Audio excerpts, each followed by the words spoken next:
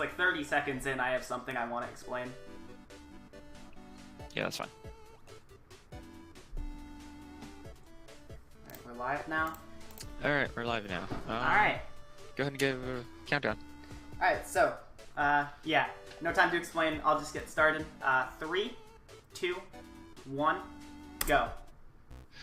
Okay, really quick, we have a $10 donation from LPG, and it says, this donation goes towards seeing some frog hopping action from WinterBit. With that being said, we have $135 now, which means Frogger Quest, Frogger Advance, the Great Quest, is going to be run in a couple of runs. Alright, so, thanks for that announcement, but I have something to explain now. You might have noticed something just happened. So, at the end of this little prologue section, what happens is, it plays this cutscene, and then after that cutscene, the game tries to shove you immediately into World 1-1. So what the game does is it unlocks the world select with the World 1 unlocked as soon as the cutscene starts. So what I'm going to be doing is reloading the game. I'm going to close and reopen the game, and then go to the world select, because it opens at the beginning of the cutscene, and that saves 20 seconds over watching the entire cutscene. But now we're in the normal gameplay, where a lot of things are probably looking really weird compared to a normal platformer really quickly, so I'll give a quick introduction to the game. BiT Evolution is an indie game that was made in 2015 by a team known as Major Games, which is kind of a throwback to platformers of ye old consoles. We're going to be going in this game through 4 different worlds that are all themed after different consoles. And the catch with each world is that you are a character, or your character, BiT, or BiT, however you want to say it, can travel between 2 worlds, which is the rendered world and the realm of code. So every time you take damage in the rendered world, you get sent to the realm of code, where you kind of go to this alternate version of the level you're in. And there's no level exit in the realm of code, so we always have to go back to the rendered world if we go to the realm of code. Some levels will require us, like this one, to go to the realm of code.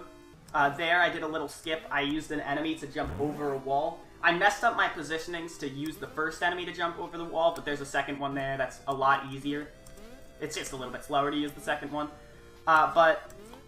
So you can travel between the 2 realms basically by taking damage. If you take damage in the realm of code, you die. You have to use a portal to get back into the rendered world from the realm of code. And the animations between going to the between taking damage and also taking the portal back to the rendered world is like a total of 5.5 seconds between the 2 animations. So you're not gonna see me.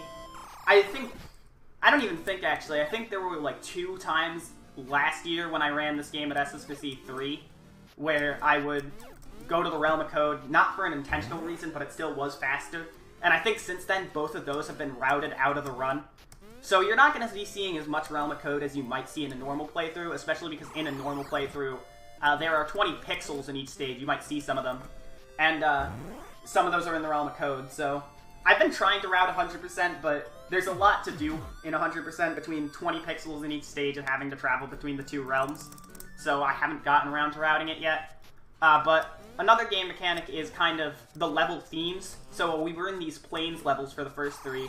Every 3 levels, the game will switch up what the theme of the level is. So now, for example, for the next 3 levels, I'm going to be in this jungle area. And the first 2 worlds have 12 levels, so 4 different level themes. And the boss of each world is also themed off of whatever the final level theme is. So there's going to be 4 level themes, so 12 levels in Worlds 1 and 2. And then Worlds 3 and 4 are going to have 6 level themes, totaling 18 levels. And each level's pretty short. There are not a lot of long levels. For example, if you want a comparison to the world record of the game, within 56.5 minutes, I go through 61 different platforming stages and 4 different bosses. And 2 of the bosses are, like, the 2 longest splits in the game. So it's like, those 2 bosses actually kind of throw off how short a lot of these levels really are by being really long, but I'll talk about those when I get to those. So, right now this run's going pretty well. Just kind of, the beginning world, this is, I haven't explained yet. I mean, I've explained that each world is kind of based off a previous console. This is kind of based on old Atari games. So, they are extremely basic controls, because an Atari controller only had a joystick and a fire button. But similar to some other games you might have seen earlier in the marathon, like if you saw WinnerBit's 102 Dalmatians run, even if I only press the jump button for like a single frame, I'll get a max height jump. So it's an incredibly basic, very easy world to control in the beginning. As we get further into the technical power of the consoles between the 4 worlds, we are going to have a little bit more challenging game mechanics where things like jump heights and power-ups are going to come into play. But we don't have to deal with those right now, so I'm not going to worry about it.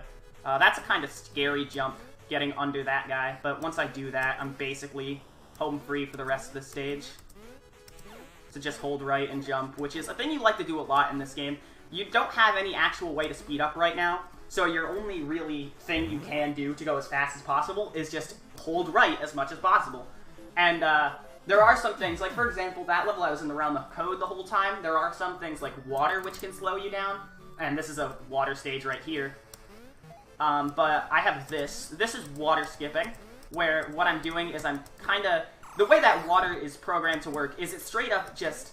You have one set speed when you're holding a direction, but that speed is slower when you're in water. So with water skipping, I'm constantly jumping at the surface of the water, and that way I'm getting out of the water a lot of the time. So instead of being in the water, which slows me down more, I'm just jumping over the surface of the water, which does not slow me down as much because I'm not in the water. There I accidentally got hit. That was the first accidental hit of the run. As I mentioned earlier, every time the animations between going to and back from the realm of code is 5.5 seconds, so unfortunately that's 5.5 seconds lost in that level from taking damage. And here we have the last of the water levels. I'm going to take damage off of this guy, because otherwise I would have to fall into the water in order to go to the realm of code here, and I want to be in the realm of code here. I'm going to be careful here. I'm going to take that safe, because I missed that jump. There's a kind of specific area you can jump in that small tunnel and still be able to jump on the guy. No, I want to keep moving. This level's really confusing because, like, a lot of routes through this level are viable, so I always kind of psych myself out without even thinking about it. We're through the level, though. Being in the realm of code obviously can be very scary because not only is one hit in the realm of code mean you're done and back to the beginning of the level, there are checkpoints that if you die, you can go back to the checkpoint, but those checkpoints, similar to the end of the level, are also not in the realm of code. So spending a whole level in the realm of code means one hit, you're done back to the beginning, which can be a lot of time loss in some levels. Despite what I'm mentioning of a lot of the levels in this game being really short, a lot of small time losses can add up insanely quickly in this game, so you do still want to be very careful and make sure you don't do something you don't want to do.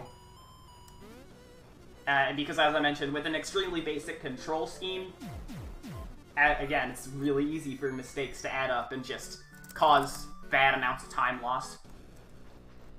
And as we're approaching the end of World 1, I actually should mention, one thing good about this game is that there is very little luck in this game. There's 2 bosses.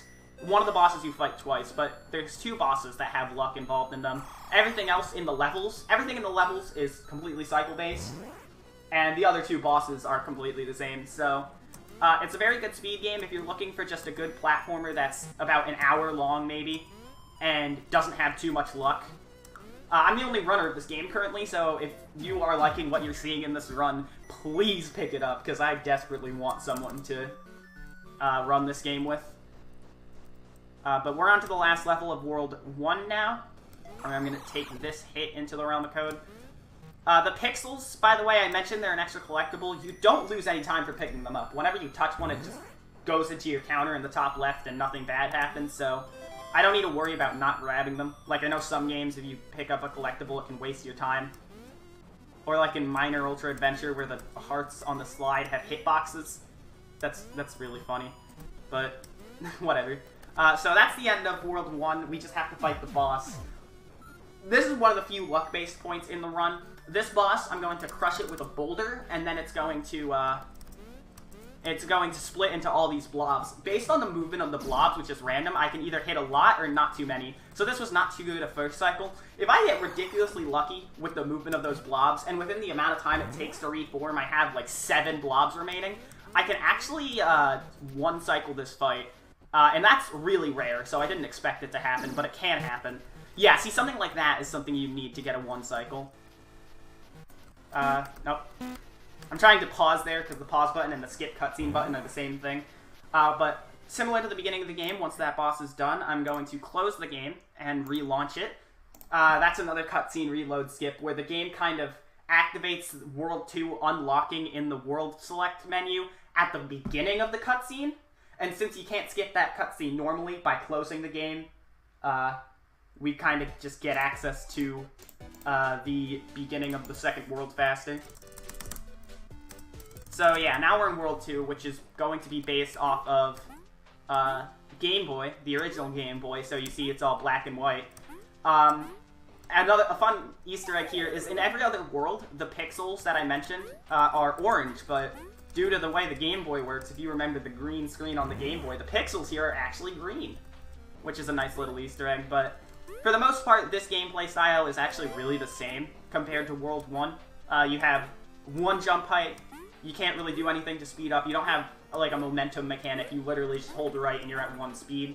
We're gonna have some more advanced game mechanics later. Like, for example, you saw enemies that kind of can react to your position, like those armadillos that charge at you, or these birds. Or there's a different type of bird. There's those birds that just fly, but there's also birds that can charge at you, which you'll see later. I'm actually going to be using a bird that can charge at me in a skip later. But yeah. In general, although the gameplay is the same, enemies have more advanced AI in this part of the game, so it is a bit more difficult, especially because, as a video game does, this game is designed to get more difficult as it continues.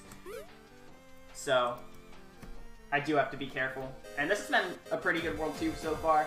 Nothing really much too happens in the first 3 levels of this world, but once we get to that mountain, which is after this level, is where things are going to pick up a little bit. Still not too much for the beginning of the mountain, but the last level mountain in particular. Here, this water is actually really finicky, so what I like to do here is a groundwater jump, which I did there because it didn't work. And basically, this game is kind of really not made too well, and if I go touch the ground in a body of water, and then swim straight up, like smash the jump button, the game will, like, not notice me falling, so it'll think, hey, you're still, like, on the ground, aren't you? So once I go out of the water, I'll have an extra full-height jump to use in midair. I really don't understand why it happens, but it does. So now we have this stage here. Those bats are similar to the enemies that were in the Realm of Code in World 1, where they are slow-moving, but they track both your vertical and horizontal position, so you do want to watch out for them, because if they're in a small corridor, which does happen later, that can be really bad for you. But yeah, as I mentioned earlier, all of these levels are just going by really quickly. So, I did not need to do that. I'm just going to take a tiny bit of time loss to just restart the stage there, because that's probably faster than the portal animation for going back to the rendered world from the Realm of Code. I don't even know why I jumped there. I knew about the stage, because this is a stage that I consistently have problems with in a marathon setting. This is actually a hard one, because you're seeing me jump off of birds a lot, and those birds do have a small hitbox. Fortunately, since this game is really cycle-based, I do actually know what I can do to kind of know where to land. Here I'm going to do a skip. I'm supposed to use that spike to take myself to the Realm of Code, but I can attract that bird over to dive into me and then bounce on it to get over the wall. Normally in the Realm of Code in this level, there's a giant hole in the mountain, but I don't need to use that. I just need to use that bird. And that's not good. Okay. Yeah. So, the Realm of Code, as I mentioned, as the game gets harder, the Realm of Code gets more advanced, so there's going to be more difficult stuff to deal with in the Realm of Code as I move on with the game, and I actually... should there be a portal soon? There's one.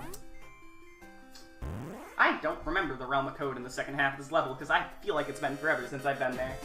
Whatever, let's do the stage. Ideally, I would not have had to go to the Realm of Code at all, but it's whatever. And then we're in the Clouds. The Clouds is one of the most deceptive parts of the game, because it always seems like it's gonna be so easy, but then it always just, like, throws a curveball at you. This stage, though, is not the curveball stage. It's really the next two. But this stage is kind of really easy. There is a little thing I can do at the end of it to make it a little faster. Right here, if I just hold right, I'll bounce off that bird right onto that cloud. That way I don't have to stop holding right in order to keep moving to the goal. And obviously, holding right moves you to the right faster. I don't really know how else to say that, so... Alright, now I'm in this stage. I can just jump straight to that from there. I'm gonna do this, that'll land me on this platform. I'm gonna wait. Okay, no, I can jump over you. I did get these guys on a good cycle, though, so that's good. And... Alright. That guy can get stuck in that floor sometimes. I don't know why that happens, but you're intended to bounce off the two by jumping and landing at the end of the stage. It looks cool, but that guy likes to spawn in the floor sometimes, and I really don't understand it.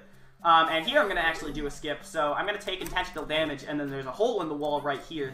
You can stay in the rendered world, but it would require climbing all the way up that little thing, and then going all the way around it. And it's just faster to use that hole in the wall in the Realm of Code. And then the rest of the stage is pretty easy. If I just hold right here, I'll land on a platform, and at this point there's literally no risk of me dying as long as I jump. So those were pretty good clouds. Now I'm on to the final three stages. I'm going to go for a frame-perfect jump here. Nope, didn't get it. It actually, I think, loses a little bit of time, because this cutscene starts when you land on the ground. Also, for some reason, halfway through World 2, you just lose your ability to skip cutscenes. I don't know. But there's a frame there before the game makes you fall, where it's like, hey, at the start of the level, you're on the ground, right? So you can jump for a second in the sky, but since that cutscene starts when you hit the ground, it's actually slower. It's just kind of swag. But we're in the cage where our mechanic are these sticky walls. So these sticky walls, you can't walk, you have to jump. They're also on the floor. You can jump out of them, though, which can basically let you wall jump. So it's a pretty cool mechanic. I'm gonna wait there so that bat doesn't hit me. And now we're on to the second half. This level will be a lot more useful of... or the last two levels will show jumping off the walls a lot better than the first one did. I'm gonna wait there because I did not like where the bats were. But yeah, there's a lot of more wall stuff. There's also these water droplets, which are cycle-based, but they're terrible because they always have the meanest cycles possible, and they do also move very quickly, so they're hard to deal with. And here I can just jump in these spikes and not worry, because as long as I'm down here, I won't get hit ever on my way to getting to this portal. And I need to go on this portal. As you see, there's going to be a wall to my left. And shoot. I might fall here. Nope, I'm good. So sometimes you can fall all the way down that shaft, and it can waste a lot of time, because you'll have to do that whole climb I did up again. But by doing this... Okay, game. Oh, okay. And there's a hole there this time. Cool. This is great. I obviously don't know how this game works. I'm losing a lot of time on this. Alright, I'm gonna wait here for you. Alright, that was bad. That was a really bad ending. Which is a pretty good 2:11 before that, so I'm kind of sad. Whatever. Coming up now, we have this stage. This is the last stage before the boss of World 2, and the boss of World 2, not much happens. I'll explain it for a little bit. And we'll have some time for announcements or donations or whatever you want to say during the boss, but there is still going to be some stuff to talk about.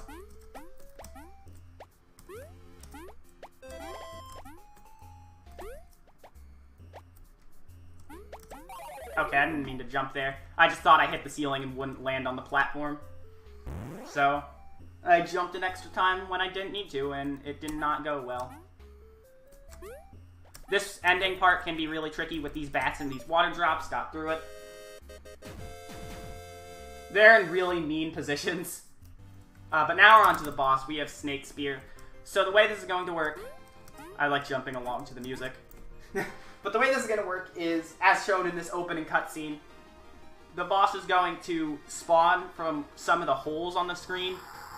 And you see these stone spikes on the bottom of the platforms, and he takes damage in the head. So our goal for this fight is trying to hit him in the head with the spikes by jumping on the platforms. And you might have noticed the platform didn't fall there. There's a little bit of... This hitbox to make the platform and the spike fall is actually not as big as the whole platform. So if you're standing on the edge of one of these platforms, you actually won't make it fall, which you can use as a little If you get one, you can use it as a backup in case you fail the second hit. But you also see you spawning a lot of bats. To advance the cycles of the fight, which the cycles are always the same. This is not random at all what he's doing. But to advance the cycles of the fight, you need to get rid of every bat. There's like one exception, and that's going to be after this attack, I think. But the goal of this fight is basically to just kill all the bats and then hit them when you can. If you have a quick donation or announcement you want to make, there's like a little bit of time before there's one last trick to explain in the boss, but for now I just have to wait until I can get the second hit.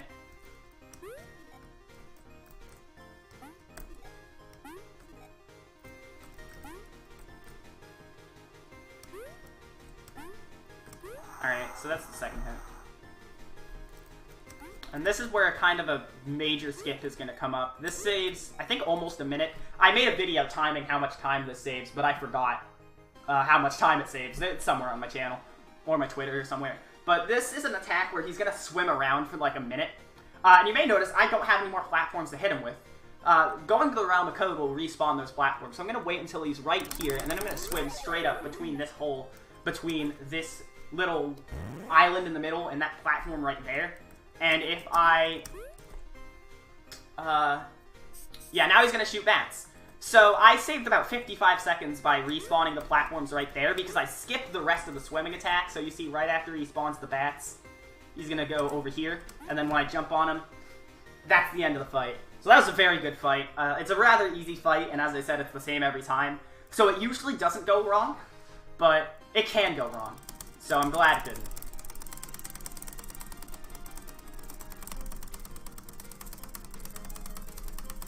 And then that's the end of World 2. So now I'm going to be going into World 3, where we immediately have a power-up. So this is our first power-up now that we're in the NES-themed world. And this is the Armadillo suit. The Armadillo suit gives us a roll, which not only makes us not get hit by a lot of things, we can roll into things to attack them, but also the roll is the fastest form of movement in the game.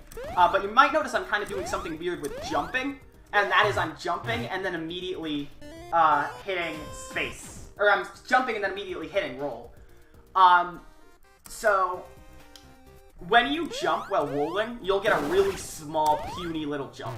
But to make sure you're moving as fast as possible, what I'll do is I'll stop rolling, do a full jump, and then as soon as I start the full jump, I'll start rolling, so that I have roll speed in the full jump. And actually in that last stage I was intended to go to the Realm of Code, but I skipped it by doing one of those jumps, because I'm not intended to have rolling speed in midair, but by doing what I'm in, like, well, that much air. Obviously when I'm rolling it's supposed to be a lot smaller. Which not only saves time on skipping the animations, but also you lose your power-up when you go to the Realm of Code. So you never want to be in the Realm of Code when you can have an Armadillo suit. So we're just going to keep going. Want to grab the first Armadillo suit we get, and then keep going. Did not want to fall in the water here, but that's okay. And I want to be careful because of that, apparently. That's not even what I wanted to watch out for. There's a part here where there's like a beehive. And if you hit the beehive, then bees start charging at you from the right side of the screen, and it's just not fun to deal with, so you don't want it to happen. It's actually this beehive. There we go, I avoided it. Now I can just keep advancing with the level. So yeah, I'm invincible to these mice thing as long as I'm long as I'm in a ball. And I meant to do a groundwater jump there, but I didn't get it. This is kind of a bad World 3 start. But after these first 3 stages, as we head into the graveyard, I actually don't have the Armadillo suit is actually not going to show up until the boss. So we have to do the next 15 stages without the Armadillo suit. And these stages have 2 types of skeletons. There are the sit still and throw a boomerang skeletons, and there are the walk around and dash at you skeletons. I hate both of them, actually, but, yeah, this is actually a really hard stage to do. Yeah, I thought I'd get hit here. The old route for this stage, I think actually if you watch my run from last Speed Stuff for Charity, I think I actually intentionally took damage at some point in the stage and took that route at the bottom of the Realm of Code. I retimed it. That actually is like 3 seconds slower with better movement in the rendered world compared to what I used a year ago. So I try to not go to the Realm of Code in that level, but that ending section can just kind of be really mean with the bats. The bats do the same thing that they did in World 2, where they move slowly, but they track your position both horizontally and vertically, so they'll fly exactly to you. So you do have to be careful, because you can't really avoid them except for outrunning them or jumping on them. And there are also these jellyfish things that you can't kill, but you can bounce on them. I'm going to use that to get up to this portal at the end of the stage, because I accidentally got hit. This is a sloppy graveyard. World 3 is really where the run picks up in difficulty, so I might be making a lot more mistakes here compared to the first 2 worlds, because there are super hard game mechanics that were not in the game previously, such as projectile enemies and different jump heights. That's another game mechanic that I don't know about, actually. And those graves are just kind of annoying. And those guys that jump when you do, this is just pain. This is just a painful part of the minigame. I don't like it. I don't like the graveyard section very much, in all honesty. I have to jump on you. And there's a groundwater jump. And now I'm just going to do small hops over these skeletons, and I'm at the end of the stage. Alright, so now we're out of the graveyard, finally, which is good, because I hate the graveyard. This is the treetop stages. They take place in a tree. They have birds that inflate themselves, if you're into that. They also have bees. The bees kind of work like Donkey Kong Country, in that I'm not a fan of them. And the red ones... Actually, the red ones aren't invincible. Yellow ones you can jump on. But here I have to be careful, because as you're seeing, these stages move vertically a lot. And if you're jumping fast enough based on the position of platform, sometimes you'll jump faster than the camera, and you won't be able to see where an enemy is. And that's just not good.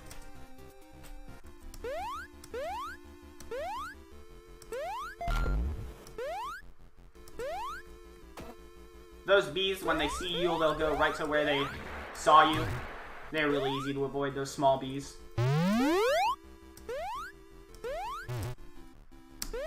I jumped too early there. Oh, this is the water section. Cool, I hate this.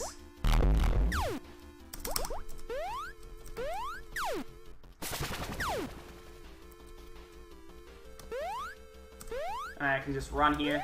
If I do that jump right, I won't hit the bee. I hit the bee. But this is the end of the stage now, so no need to worry.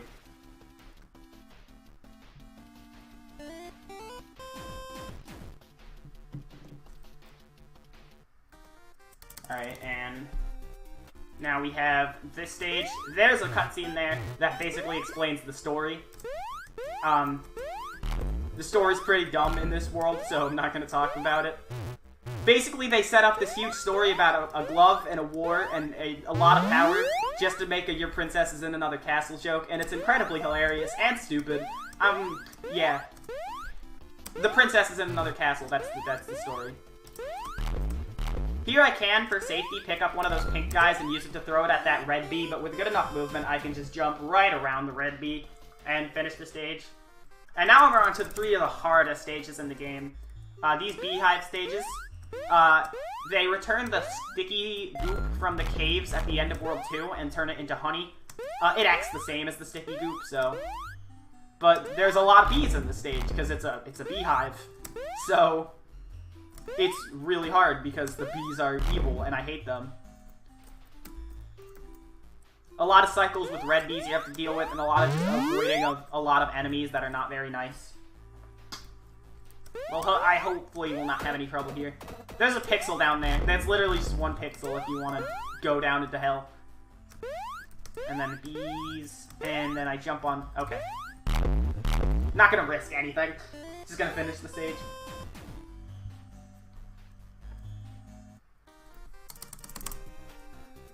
And now we're on to B Bonanza, which you saw the pink guy at the beginning, which you can pick up the shells of if you remember. There's actually an achievement, the last achievement I ever got in this stage, for picking up that pink guy and carrying it to the goal of this stage. It is incredibly stupid, and I do not recommend doing it ever unless you want all the achievements of this game. Or you like pain, in which case go for it. But yeah, you can do that. I've debated using that as a donation incentive in runs, but nobody knows what this game is, so I feel like it would not be donated for. Alright. Just gonna... Alright, I'm gonna try and... okay. That's a really hard thing to do, is get up there. But you have to, because this is the last portal in the stage, so I have to do this section. There we go. And then this section, after I wait for that guy, it's good enough to just run through, and that's the end of the stage. Alright, last Beehive stage is going to be Waspy Warzone. This one is really hard. I don't know if I'd say it's harder than Bee Bonanza, except that can happen. I've literally never done that before. I've never hit the top thing there. And I've done it twice now. Okay, what is happening here? I think my jump heights are being messed up by something. There we go. There we go. Yeah, if I find it too slow to actually go find a portal at the beginning of the stage, I'll literally just reset the stage because I don't want to deal with the dumb stuff. Here, if I run off to the right here, I'll land on the last platform of this section onto the checkpoint. This is one of my favorite parts of the whole run right here. I think it's one of the coolest looking if done right. And it was done right. So, woohoo. I hope that looked cool. No, I don't want to restart. I'm already over halfway through the stage. What am I thinking? I hate you. There we go.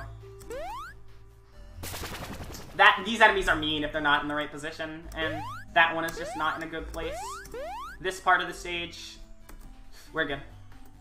Didn't want to fall too far down, because I don't actually know what's happening. That's one thing about this game I didn't mention. If you fall into the realm of code when you're not expecting to, because it's slow to go there, so you don't really know how the realm of code is laid out, this game can actually be kind of improvisation-based. Of trying to figure out the best way to get to a place you know, or just get to the end of the stage within the realm of code if you want to do that. Okay, cool. I didn't need to do that.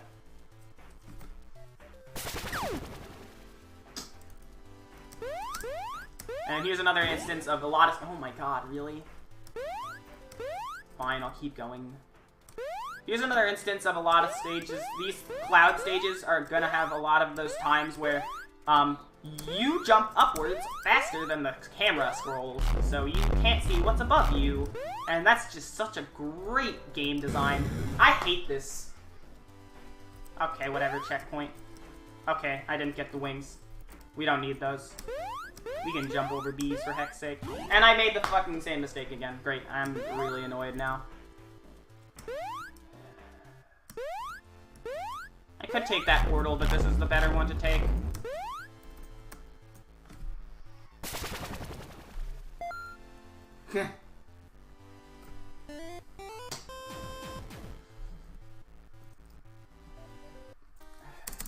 Alright. This stage sucks.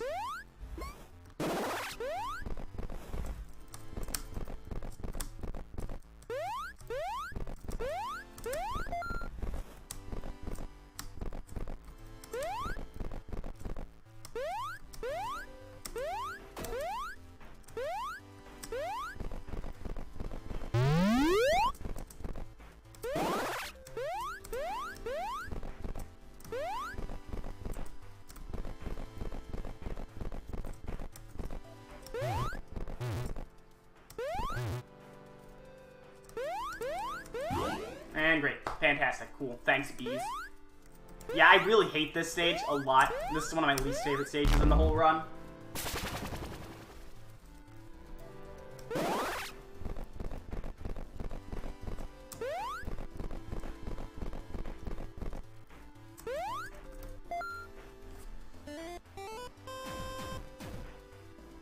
find a way out of it. And this last stage, I don't even know if it exists, all honestly. It just kind of is here, and it does things. A lot of dumb things, like just dumb design. I don't really like the cloud stages if it's not obvious. I think they're some of the worst parts of the run.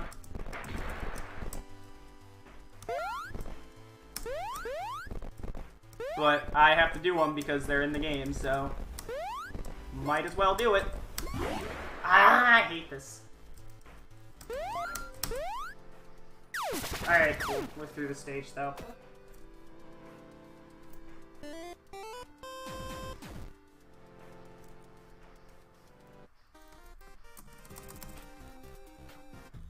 And now we're in the final world level theme, whatever you want to call it. We have the castle, tower. I don't know what you want to call this. It's got lava.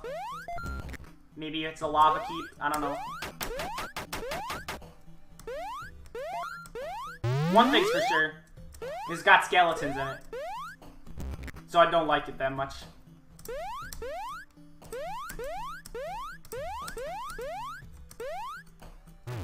I'm gonna actually take this guy so I can throw it at this bat, so I can just get through that a lot easier than having to bait the bat downwards, because that bat is just a jerk. And, alright, here. Despite not having the armadillo suit anymore, this game does like to keep us with the wings, so we have more wings for these last stages. I mean, I don't really mind. I do like the wings. They let you glide like that. I don't think I ever explained those, but they're really good. And alright, cool this. And boink. Alright. I jumped too early there. I usually like to wait until the fireball's down, but I forgot to do that, so I just kind of jumped. And this stage is great. So because I actually took damage there, I actually am not going to have wings for the end of the stage, which can make the stage a bajillion times harder at the end, depending on the cycles of the enemies. And usually when you fall into the realm of code, the cycles of these enemies are not great. Alright, fine, we're good. I accidentally bumped my mic. Don't worry about it. It's fine. It's fine. So yeah, now we're in the last stage of the world. 318. This stage, pretty straightforward, actually. I'd debate this is one of the easier stages of kinda this game, of this world. If you pick up this guy, there are like 3 different opportunities where it's actually good to pick up one of these shell enemies. And you want to do it through this skeleton right here. You can just keep running and hold right and press shift. And you'll get rid of him without a problem. That guy's really annoying to deal with quickly otherwise.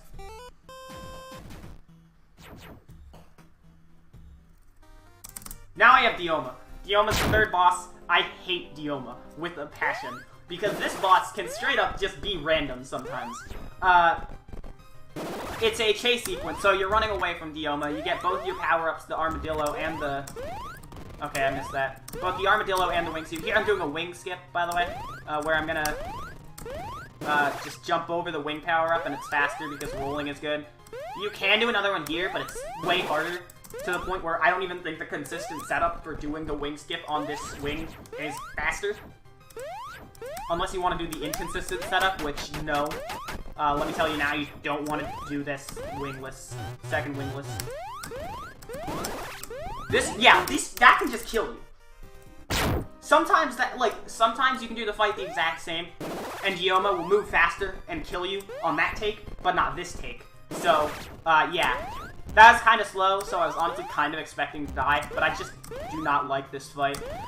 Fun fact, last time I ran this game in a marathon, which was back in March, for a marathon called Pixels for Peace, I actually clipped into a wall in this fight that I have never clipped into before, and I have never clipped into since. So, good game. Very good game. But this boss is just honestly one of my least favorite parts of the entire run. Really, World 3 is my least favorite world in the run. I'm actually going to do a safety strat here. I can get out of this wall. I'm just going to get out of the wall well behind her. Because I can still end the fight well behind her. That's slower, but it's a safety strat. Because, you know, safety's good. And now we're in World 4. So World 4, we are now at our final form, TM. And we can now roll full time. So basically, enjoy never seeing normal-sized BiT again, because I'm just going to be rolling for the entirety of World 4, really. It's just a great thing to do, because it's faster.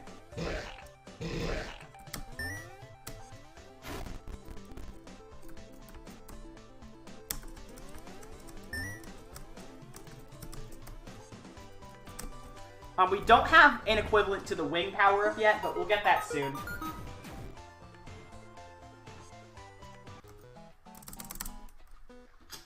For now, we're just gonna keep rolling and rolling and rolling and rolling, and you know the drill. You know who drill is.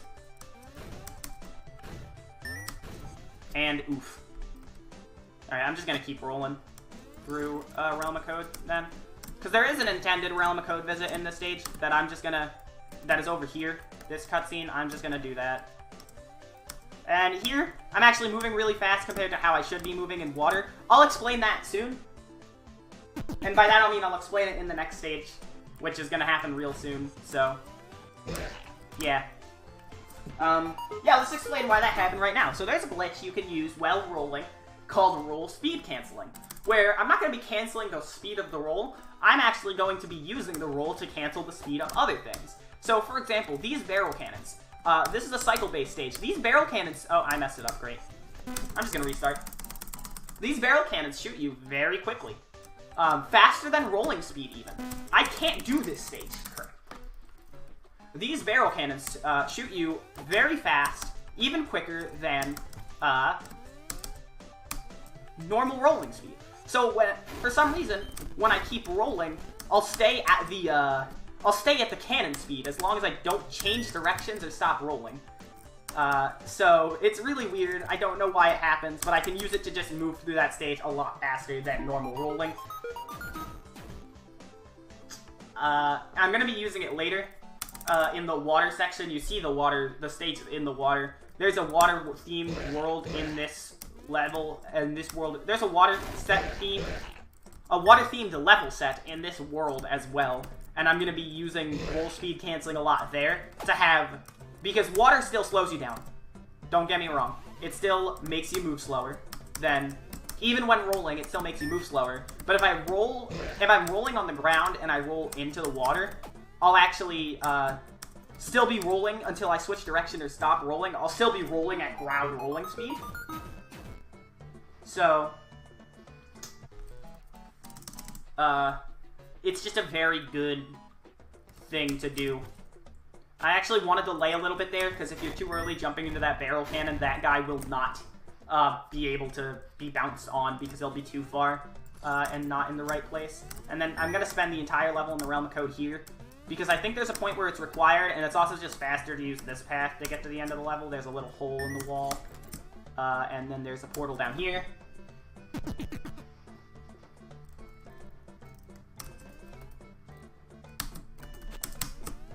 Okay, cool. That was good. That was really good. That stage usually goes really poorly, so I'm glad I didn't do it poorly. Coming up onto the last forest stage here. Gonna do a little bit of a weird skip. I got it. Okay. Game. Yeah, you do that. So I skipped a little bit of a cutscene that you can skip, so it doesn't save too much time, but I still save time. So go me. Very minor skip. Still worth going for. I did hit that checkpoint good, because this part can be mean. There's really no good way to do these ropes.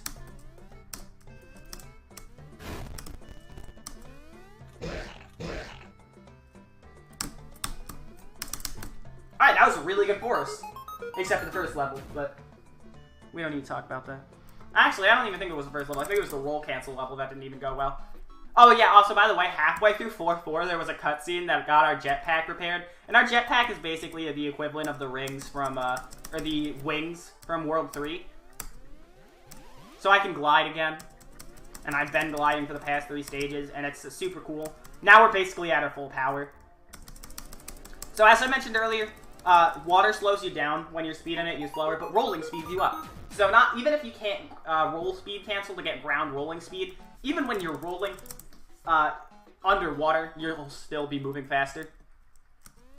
And also another thing is, as I also mentioned earlier, with why I jump and then roll a lot, you actually don't jump as high when in a ball, while rolling, and that actually does apply to swimming.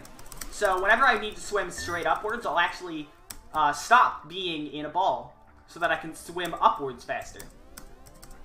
Swim through all these fish. I'm at the end of the stage. That was a really good ending.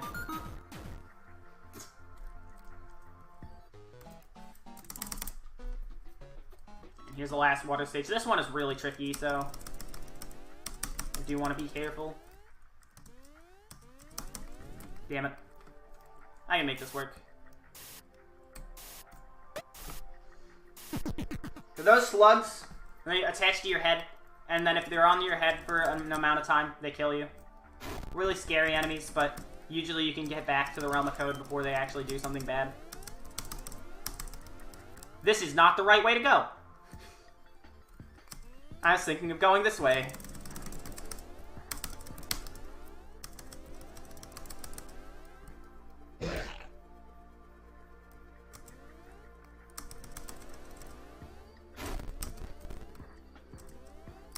My eel cycles are actually really good. This one is usually like this, but that's good because it gives me time to try and activate this plant and then go over this way. So this guy hits, and then... Alright, that was pretty good water stages. Except for the accidental wrong way.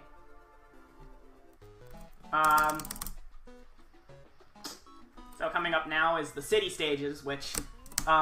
I always mention it with this song, although it is true for basically the entire game. I love this game's soundtrack. You can find it on SoundCloud if you want to listen to it. This is one of my favorite songs in the game. But yeah, the game soundtrack is actually really good.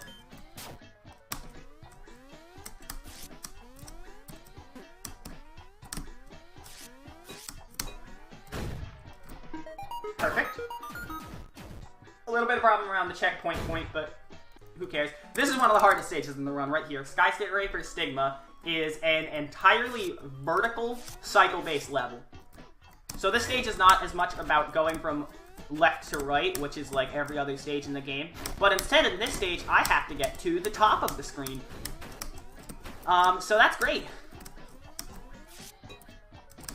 And yeah, it's cycle-based, so I want to deal with these platform cycles, which unfortunately I was a little bit slow on that cycle, and I messed it up. And then as soon as the cycle was good, I got hit because I'm the biggest idiot in the land.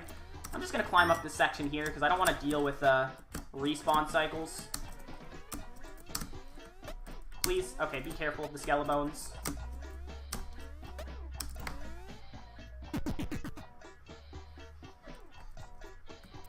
I'm going to get this checkpoint to be safe.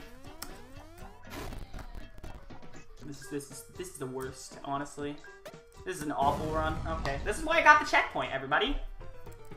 So yeah, that's what happens when you get hit in the realm of code. You die. Actual, real video game death. Ugh! This is such a bad run. Oh, that's something... What? What? What? I double killed? So when you jump on one of those enemies that you see like the little 4 dots on them, it splits into 2 circles with 2 dots, and then when you hit a circle with 2 dots, it splits into 2 circles with 1 dot, and then they die. So I somehow just insta-killed one of those. It just went straight from 4 circles to dead. I don't know what happened. This is the worst 411 ever. Okay, whatever. Okay, no, please don't do this. Alright, now I just have to deal with this plant guy. Gonna get you over here so you don't hit me while I'm trying to jump up to the end of the ledge. Alright, cool. Finally done with that level. I hate that level so much. It's so bad. Ugh. Whatever, moving on. Time for the last city level. And nice jump. Nice jump. That was a very good jump. Totally did not happen at all. Great. For some reason, if you jump up slopes like that, they don't work. I don't know. This game is great. Boing.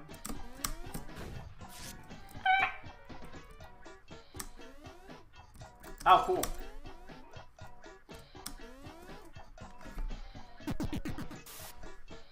more time to jam out to the music. I'm gonna jump over you this time because I feel like I do that every time and I don't know I didn't do it that time. We're out of the city stages. Alright, now it's time for the ice. You move slow on ice, so... And you're slippery on ice, because it's ice. So I don't like being on ice. This is why I'm gonna do stuff like jump on enemies instead. I need to get a specific jump there through that spike hole that I didn't get, because I'm great. So I'm just gonna go here.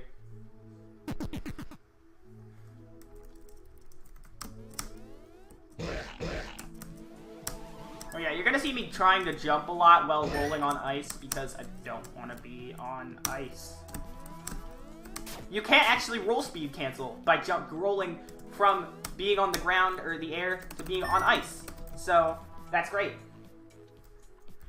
That's because you can't initiate a thing by jumping, but whatever.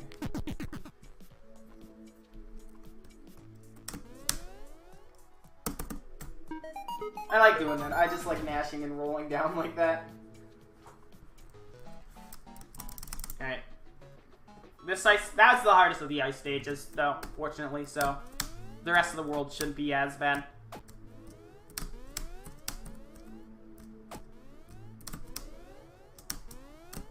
That's actually something I've never tried before, and that might be faster than what I was previously doing in this stage. I'm the biggest idiot ever.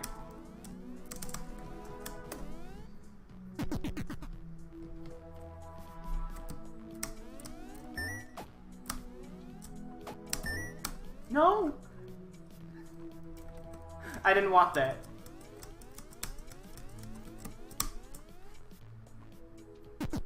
That was the dumbest mistake I've ever made. Alright, we're done with this stage. And then this stage is also fairly easy. Fun fact about this stage, I think there's another stage that has this problem, but I don't remember which one it is. But this is a stage, possibly one of a few, but the only one I can remember off the top of my head, where the game counted wrong, and there are actually 21 collectible pixels in this stage. That was a skip I did not mean to do. It doesn't save time because ideally you'd actually just not go to the Realm of Code at all. But what I did there was I used a jump that I got for re-entering the Realm of Code somehow, because enemies work in this game. And I got over that spike wall that you usually just use a B to get over that. I'm going to slip through that crack between the bullet and the spikes and head on to the last 3 levels of the game before the final boss. So now we have the mansion stages. So I guess I'll explain what the overarching story of the game is. So you are BiT, or B-I-T, one of the very few people that can actually travel between the rendered world and the Realm of Code. Not a lot of people can do that. And you learn this quickly, so you know you want to use your powers for good things, which also becomes apparent when you meet somebody and their sister is trapped in the Realm of Code. Well, at the same time, because of a result of an experiment by a doctor named Dr. Malik, who is trying to basically bring the Realm of Code into the rendered world to do some evil stuff that I don't remember. And I think, so basically, you're trying to get, reunite the person with their sister stuck in the Realm of Code, and not only while stopping Dr. Malik, but before Dr. Malik messes up the Realm of Code and will destroy everything in it, including the person's sister. So, yeah. Plot. How delightful. There's another cutscene right here. Fun fact, these spikes don't have a damage box. I like showing that off. Those spikes don't have a damage box, so they can't hurt you. And then there are more big bullets. But yeah, so this is the mansion that Dr. Malik is running his experiments in, so we're very close to the end of the game because we just have to take him down. Very nice. And then we just have this stage. This is the last stage before the final boss. This is a cycle-based stage, so I want to do stuff on cycles.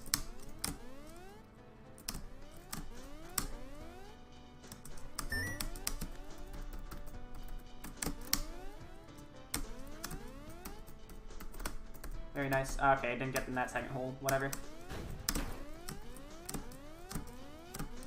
We'll see if I got a good cycle here. Nope, I did not. Damn it, that was a terrible cycle. I'm on a bad cycle right now, and that does not help it at all. Helping my case, 0%. Great.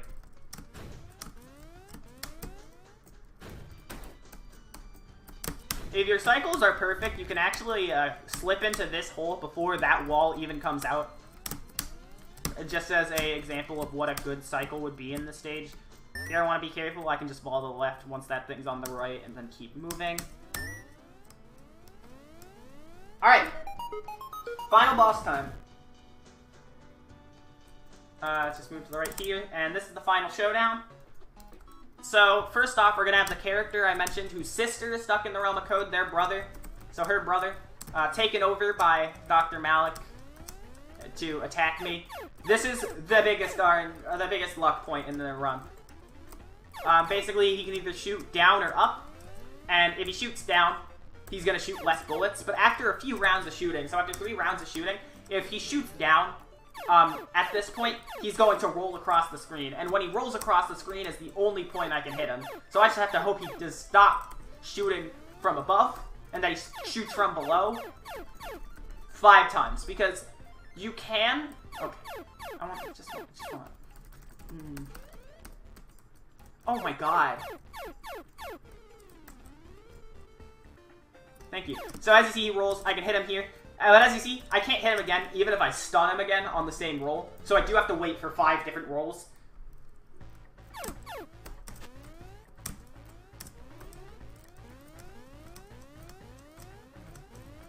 Okay, now it's turning around, and the luck is turning around for me.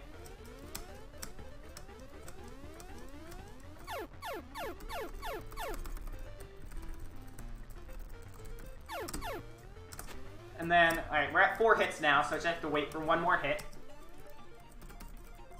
Alright, and then after... Oh my god! Yeah, he rolls at the same speed as you. So if you accidentally jump over him while he's rolling, you have to wait another cycle. That was a really weird long wait time. This guy is a hit... Alright, so we have boss rush now. This is the only other luck-based thing in the game is this boss. I didn't get a 1 cycle when I originally fought him, and this is not going to be a 1 cycle. That was really close to a 1 cycle. So in this area, since the Realm of Code and the rendered world have kind of become the same thing at this point, if you get hit in a boss, instead of sending you to the Realm of Code, it just restarts you from the boss fight in the boss rush that you're at. So they have ways to make this different so that you won't have to travel back to the Realm of Code at any point. So, for example, that guy will infinitely spawn boulders for you. And this guy's platform here not only will block Snake Spear from coming out of the bottom left hole, but will also infinitely regenerate the platforms for you. Which is good, because if we can't hit him from the bottom left hole, we have to hit him several times from the right hole, and we kind of need a platform respawn for that. I like wiggling in this jelly. Even if you're holding a direction, as soon as you let go of a direction in the jelly, you'll default be facing it. Okay, if I could do this fight, please.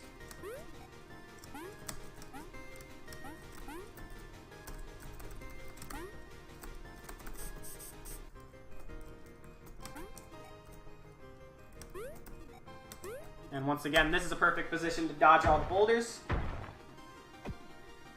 Okay, but yeah, for those who missed it, basically, a doctor's trying to use the power of the Realm of Code to take over the world, and there's a guy whose sister got stuck in the Realm of Code, and since you are one of the few people who can travel between the rendered world and the Realm of Code, you have to stop the doctor from destroying the Realm of Code to get a lot of power, because he wants a lot of power, to reunite the 2 siblings. And then the doctor at the beginning of the fight hypnotizes the guy. So the guy we fought in the first phase before the boss rush is the brother.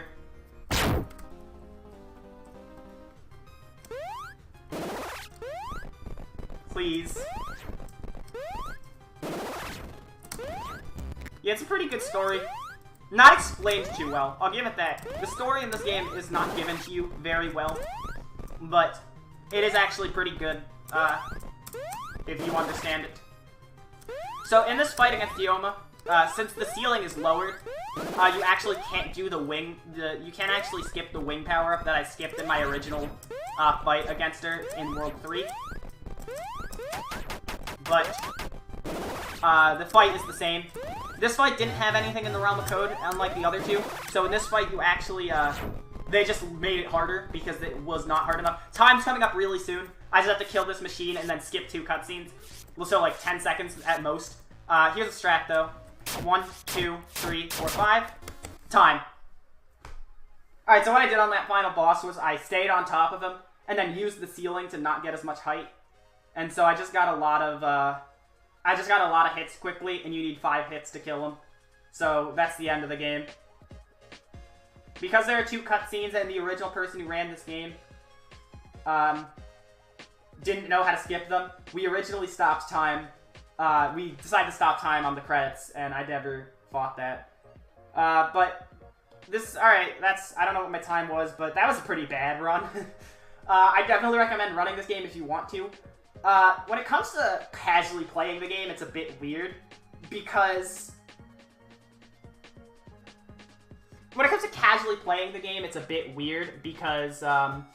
it's actually kind of broken and buggy and not too good casually, but I definitely love running this game, so... It's $10 on Steam, so it's definitely a purchase you can make.